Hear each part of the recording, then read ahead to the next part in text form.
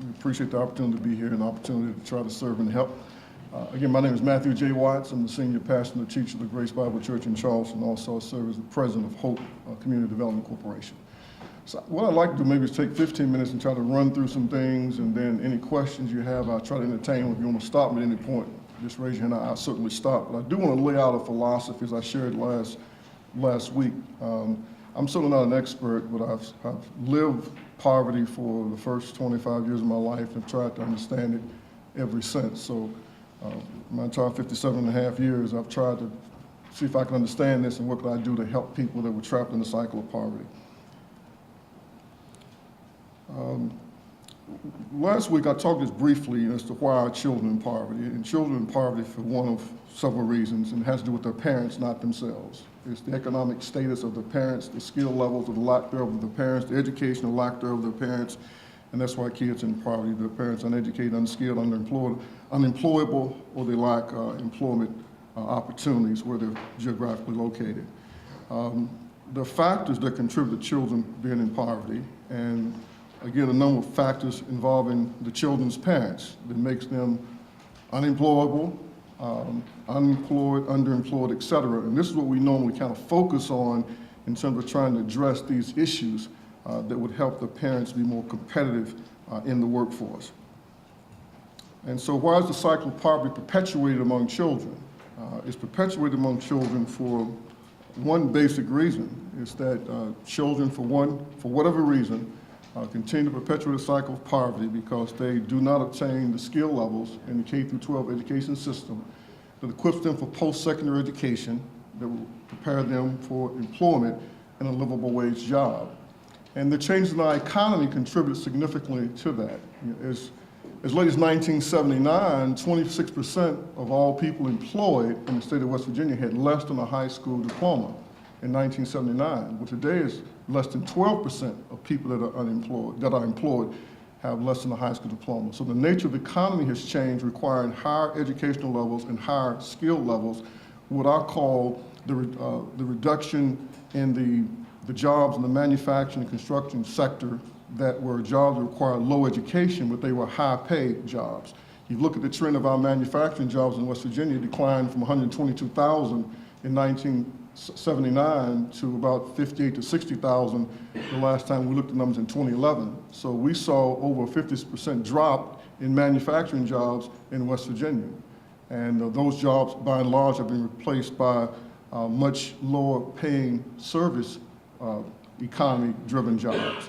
And so it creates a whole different paradigm. And then we look at the United States military, the decline in the United States military since 1968, when it reached a peak at 3.5 million during the Vietnam conflict, and now there's less than 1.5 million people in the United States military.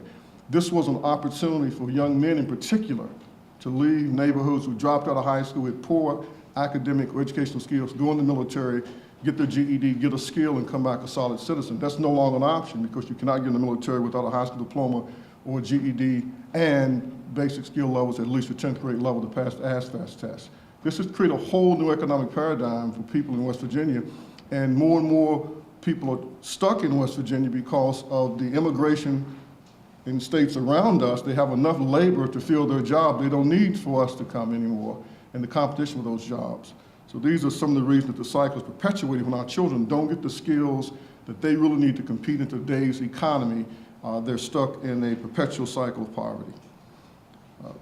The factors that perpetuate it, and we talk about these things a lot, and there have been people before me who talked about poor early child development, poor K through 5, 6 through 12, child abuse, neglect, domestic violence. All these things are things that break the spirits of children very often, causing them to be truant from school, to not apply themselves there, drop out by middle school, and then quit, or quit by middle school, and then drop out when they become old enough to drop out.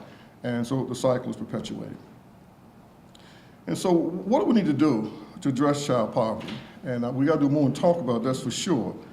I think we need a template, an actual template that says, here is a template, a plan as to how we're going to address child poverty. But for me personally, I think you have to focus on family poverty. You have to focus on the adults to break the cycle of poverty, or to lift kids out of poverty in the present. Over time, kids will break the cycle of poverty for themselves if they get the right education, the right skills, and prepare for post-secondary education to lead to livable wage jobs. But a template to address poverty must have an education component, a housing component, a community development component, a workforce development component, an economic development component, health and wellness, and social service coordination. Without it, you can't get there. This is what it takes. This is what it really takes. And that's why in more affluent neighborhoods, you don't have poverty because these things exist. All these things exist in more affluent neighborhoods, but they don't exist in neighborhoods where there is abject poverty, particularly when it's concentrated poverty, like in the neighborhood where I serve. It also must have a legislative infrastructure to create an operating environment. I look at what the legislature does up here, by and large, is to create an operating environment. Just like a computer system, you can have the best hardware, you can have the best software, but it doesn't work without an operating environment. And so what legislation can create is the proper operating environment to help programs be effective and efficient in delivering certain services to help lift adults and children out of poverty. This is just a brief outline. I can send you all these bills, but we have had a strategy, and it hadn't been very successful, but it hadn't been because of a lack of effort. And so over the years, we've basically been trying to create a legislative structure that would target the west side of Charleston, that would create an operating environment where we could address the concentrated poverty that existed there. So in 2001, we worked very tirelessly to get a bill passed, actually Senate Bill 573, to get an economic development bill that would focus on economic development in a very low-income neighborhood. There's yet to be any money appropriated for the bill, but the legislative structure is there. In 2004, the Senate Bill 4669, professional development school legislation, which is the precursor to all this education reform now. And I would encourage you to go back and look at House Bill 4669. You'll find it was probably more progressive than the most progressive ideas in Senate Bill 359 that just passed. But unfortunately, it was never adequately funded. It was never properly executed by the State Board of Education. Therefore, did not yield the results that we had hoped for. In 2009, we got House Bill 2950, and I don't know my secretary, who normally makes no mistakes, but she's made several here. It's not House Bill 2950, it's House Bill 2950, the Neighborhood Housing Economic Stabilization Bill. And some of you, Senator Unger, you worked with us on that bill, and it was to create a structure to whereby we would use housing, rehab, as a workforce development, job training, economic development drive in a poor neighborhood. And we have been doing it on the west side of Charleston quite successfully, as a matter of fact. And then the education, of course, the Senate Bill 2009, which was passed in 2010, to try to create the Community Development Pilot Demonstration Project. And then we supported the governor's Local Solution Dropout Prevention in 2011. And then the bill that I am the most excited about, and hopefully you will read it, is Senate Bill 611, which I worked on with Delegate Bobby Hatfield for over 4 years. We got Senator Jeff Kessler involved last year. He was able to get it through the Senate. Senator Rollins helped make that happen, Stallings, I'm sorry, and that bill is passed, and it's in your packet. You read it. I've been meeting with Secretary Rocco Ficello. He says the most progressive piece of legislation he's seen. He believes it's how DHR should be delivering services, and I'll talk a little more about that before I conclude. That's the legislative structure that we have already created for the west side of Charleston, which we believe can serve as a template for any neighborhood in West Virginia. And that's what we've been trying to do, create a template that will be transferable to any neighborhood. And people say, well, communities are different. They're more similar than what they are different. And they're more similar than they are different because the federal government, the county government, and the state of West Virginia make them be similar. Because the funding from the federal government, from the federal funded programs, has to come through a funding mechanism or apparatus that requires every community to have similarities, as well as the county and as well as the state. So the way we fund services to poor communities is basically the same. Therefore, every community has to have the same basic infrastructure in place to take receipt of federal, state, and local dollars. That's why we know that this infrastructure will work anywhere in West Virginia. It must have funding goals and a structure of accountability. And that's a word that many of us hate, but we love it in our neighborhood, accountability. Somebody has to be accountable at the end of the day for what does and what doesn't happen. It must have adequate funding from the legislature to attract private funding. We believe this has to be public-private venture. The private community has as much to benefit as the public community because poor communities are going to produce the workforce. We have the lowest immigration rate of any state in the nation. We have the oldest, one of the oldest, the second oldest state in the nation. We have the most unhealthy state in the nation. Therefore, the future workforce in West Virginia will depend upon our ability to properly educate, equip, and prepare this generation of young people to enter into employment. And so that's why we've got to have a public-private venture. It has to have clearly measured performance measures and benchmark, and it must be anchored in the community, not in the government. It has to be anchored in the community. The community has to have ownership of the process to drive it at the local level for it to be effective, because at 4 o'clock, when all the government people go home, someone has to be responsible and accountable for what happens. We must have a comprehensive short, medium, and long-range plan. And I'll just kind of run through this. It's in your packet. This is kind of a little bit rearranged. I'll send you the updated version of it. But as I said earlier, you got to focus on the families that have the dependent children to really move kids out of poverty. Strengthening families is always the key. Families are the basic building block of society. Parents are the primary educators of the children, and parents will always have more influence on their children than anyone else. And so everything we can do to strengthen families in the context of the community where they live gives that family a chance to break the cycle of poverty. You must have a strategic plan to promote job training and employment for parents of children in low-income families. I've served on the State Workforce Investment Commission since 2000, appointed by the late Governor Underwood, appointed twice by Governor Wise, twice by Manchin, and twice by Governor Thomas. I can tell you, we do not have a plan to do workforce development in the state of West Virginia. I've been pleading, begging, and writing about it for years. It doesn't exist. We do not have a comprehensive master plan as to how we're going to do workforce investment in West Virginia. What you gentlemen did a few years ago, you passed an incredible piece of legislation, the workforce investment state legislation, I believe in 0204, incredible piece of legislation, but it's simply not being followed. And therefore, we don't have a plan to do workforce development. That's why we have the lowest workforce participation rate in the United States of America perpetually for the last almost 2 decades.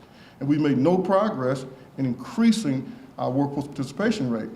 That's why we will be perpetually one of the poorest states in the union, the lowest per capita income, because we don't have enough people working. Only 47% of the people in West Virginia 6 and above are employed, 47%. Another 7.5 people are unemployed. So the 47 plus the 7.5, you get a 54.5 or 6 workforce participation rate. We're 10 percentage points below the states around us in terms of the percentage of the people that are working. That's why we got to focus on workforce development and job training. We must have a specific strategy to reduce teen pregnancy and out-of-wedlock teen birth. You know that, and we're trying to work at that, but that is a major contributor to child poverty. Our high teen birth rate in the states. The poorest people in the state of West Virginia, the poorest adults are single mothers, particularly African-American mothers, and the poorest people are children. And that cycle will continue to perpetuate it as long as we continue to have the high out-of-wedlock teen birth rate. And that's not something that the government alone can fix. I recognize that. People like me have to be responsible for trying to challenge our young people to be more responsible in their sexuality and in bringing children into this world. We must have a strategy for job training and employment for non-custodial parents. You see, we fail to realize that. Non-custodial parents. So if we can employ more of these fathers so they can pay their child support in most cases, we got some of the most ridiculous things we do. You can't pay child support, we put you in jail. Now it's going to get paid, right? Some of the things that makes absolutely no sense. And so trying to make sure that these people are working so they can pay child support, this is a major factor to reduce child poverty, is getting the non-custodial parent to be paying some child support, and that could only happen if they are employed. The poorest children are children of single mothers, and the mothers often not receive child support from the fathers. It must have a specific strategy for job training employment of 16 to 24-year-olds to disconnected out-of-school unemployment youth. The Annie Casey Foundation issued a report a couple of weeks ago. I think I sent you possibly the press release. I'll send you an entire report. They looked at every state. We have 6.5 million people, young people around the country, 16 to 24, that's out of school and out of work, the largest group since World War II. West Virginia has the highest percentage of 16 to 24-year-olds out of work in the country. The highest percentage in the country. 56,000 young people, 16 to 24, disconnected, out of school and out of work, and over 20% of them already have children. That's about 12,000. Now, I've said this, I've written it, and I will send it to you. I believe that the prison reform bill is an excellent first step in the right direction. I do not believe it's going to fix the problem. The Justice Center says it's not going to fix the problem. They say it's going to bend the curve. I'm not sure it's going to do that either, but it's a good bill, and I'm certainly hoping that it passes. But this bill is going to help to address the sins of the past. It's not going to deal with what's coming at us. This 56,000 group of young people, ages 16 to 24, disconnected from school and disconnected from work, could cause us to actually see an increase in our prison population, simply because they're going to do something to survive, and it's not work, it's not being in school, it's probably going to be illegal, it's going to end up in the criminal justice system. That's why we must target this group of 16 to 24-year-olds. If we don't target them, then we're not going to have a workforce, and we're just talking. And it drives me insane when everybody talking about all these economic opportunities in Marcelo Shell. And I'm saying, where's the workforce? And who's developing the workforce? And how are we going to be competitive in those jobs when we don't have a plan to do it? This is what we should do. We should have a targeted program to use the workforce investment system, the community technical colleges, the businesses, and the local communities to connect the 16 to 24-year-olds back to the workforce investment system to assess their skill level, to see if we can reconnect them to education and get them in some job training program that will lead to employment. You know why? Because I want to draw Social Security. I want to draw Social Security, and if somebody's not paying into it, it's not going to happen. And we're not going to have enough tax revenue, basically, that we need to have in the coming future. This is an emergency. This is past a crisis, this workforce thing. And I just can't believe that no one is really working on it. We must have a specific strategy to promote early childhood development, from prenatal to kindergarten. We talked about that, and I think we have a great infrastructure in place to do that. And I know there's a commitment from the legislature to do that with the funding that is taking place, but it has to be anchored in the community, where the community is involved in trying to make it work. We still have a problem with probably a third or better of all pregnant young girls don't get any first trimester prenatal care. And a large percentage don't get the required visits that Dr. Stallings and others would like to see them get. And we still got over 20-some% of all children born in West Virginia born to mothers who abuse substances during pregnancy. And so we know that's going to have an impact on these kids' early childhood development. That's why we got to get all hands on deck to address this problem, because we're creating problems that we're trying to remediate before the child even gets here. You must have a specific strategy for most successful early education from K through 5. I commend you, ladies and gentlemen, for passing the education reform bill, for the governor to have the vision to add the pre-K universal. I certainly think that's what we got to try to do. And we got to get all these kids in early childhood development as early as we can, and to start stimulating them intellectually so that their minds are really being developed so they can be effective lifelong learners. And I'll try to speed up here. And we've got to negotiate this 6th through 8th grade period. And again, I commend the governor. I think he's on the right track of looking at how do we introduce pre-vocational technical education, career awareness and readiness in the middle schools, because that's where kids are either deciding they want to be a part of the workforce or basically going to drop out of it. And of course, we got to deal with the dropout problem. We all know that, and I think there are some great efforts underway to try to do it. And then we've got to make this thing seamless, you know, from 12th grade into the community technical college system, the 4-year system, or job training leads to certification. All right, a few more things, and I'll just respond to any question you might have. The components of a neighborhood context to address childhood poverty. When we talk about addressing childhood poverty and family poverty, we've got to talk about it in the context of a neighborhood. Life makes up its mind in a neighborhood, in a community. And so we have to have a plan in terms of how we're going to deal with these families in this geographic area to make sure that we effectively and efficiently deliver all the services that we have for them, and if they're taking advantage of them, and we're measuring how effective those programs are. So I shared this with you last time. I hope you had an opportunity to take a look at this. I would encourage every legislator to study the big picture spending summary. I think it's the most impressive report I've ever seen the state government produce. And I will send you the link to the original big picture spending summary back in 1998 and 2001 because it creates all of the maps and diagrams. It shows how the money comes all the way from the federal government, how it always gets all the way to DHHR and their children's program. Incredible, incredible document. Well, big picture spending summary, which we talked about last time in 98 to 2001, over 252 different federal, state funding streams, over $5.2 billion spent providing services directly to children, strengthening families, and strengthening communities. The big picture is divided into these 6 functional areas of healthcare, economic support, education, safety, and family stability, economic development, community capacity building. That's how they broke the report down. That's why it's so impressive a report, because nowhere else can you see the money like this. Okay, you don't see it put together anywhere like that.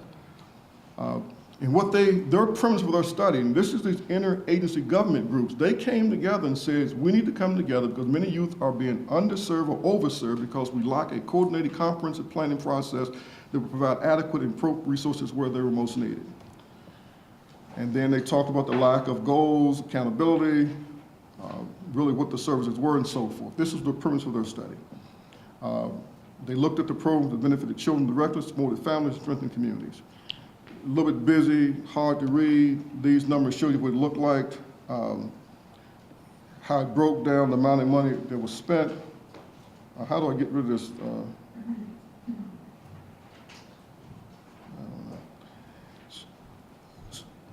So what you see, it broke down in the functional area where we were spending the money on, and how much, and what percentage of the dollars were being spent in each other of the functional area. That's why this report is so impressive, because you as legislators can see when you tie it all together, what's coming from the federal government, what are you as legislators appropriating here, and what's coming from some other funding stream, and you see how much money is coming in these different areas. Okay, so, all right, you good. Thanks. All right, so just quickly, you can see here, most of the money that comes in from these programs come from the federal government, whether it's early childhood education, except for public education. Of course, we carry the bulk of that bill, but you can see early childhood education, 63% comes from the federal government. But the education, for the most part, we're funding in the largest proportion. Total health care, you see how much we spent. You see how much is coming from the federal government versus how much is coming from the state. Now, here's some areas that's really alarming to me. When you look at the money that's spent on these categories here, you see the federal government really is kind of carrying the weight to fund these programs, and we'd be in trouble if we didn't have this money. But the fact is that for housing, the state of West Virginia is not spending any money to create safe, affordable housing for poor people. Zero. For employment and training, the state doesn't appear to be allocating any money. When I came to the State Workforce Investment Council in 2000, the federal government was sending $44 million for workforce development and job training through the Workforce Investment Act of 1998. That was our federal allocation. In 2007, it was almost 23.2 million. Today, we get a little over 12 million. $12 million is all we're getting from the federal government to do workforce investment, and that's basically all we're spending. You see here the breakdown again, it's kind of alarming when you look at youth development and you're talking about these older middle school, high school age youth, that it doesn't appear to be much allocation from the state in that particular area. Now, that is not counting the SNAPs or things that we would spend there, but the way they looked at specific youth development, it seems to be not much, if any. Total economic development, total community capacity building. So I'm gonna stop right here. That's what the numbers look like. In 2007, the last time they updated the report, it was about $6.4 billion that we're spending in those 6 functional categories. You can see what the breakdown is in those areas. And that includes, of course, the $816.5 million that's spent at the county level to support public education. So that's what it summarizes.